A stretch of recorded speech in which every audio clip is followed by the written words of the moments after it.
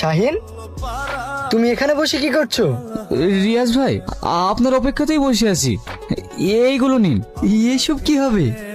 আমি ভাই হয়ে দিদিকে কিছু দিতে পারবো না? আমার দিদি মাছ মাংস ছাড়া কোনোদিন ভাত খায়নি, তাই এগুলো আমার দিদির জন্য নিয়ে যাও। সে বুঝতে পেরেছি, কিন্তু তোমার দিদি জানলে তো এগুলো নেবে না। তুমি তো ভালো করে জানো তোমার দিদি কেমন। আপনি বলবেন না যে আমি দিয়েছি। আমি মিথ্যে বলবো? হ্যাঁ বলবেন। আপনি ধরেন তো, আমার দেরি হয়ে যাচ্ছে।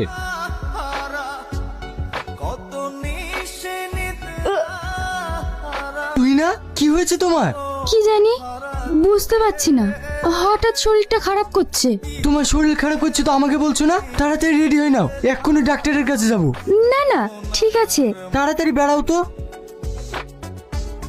কংগ্রেচুলেশন, আপনি বাবা হতে চলেছেন। হ্যাঁ তাই?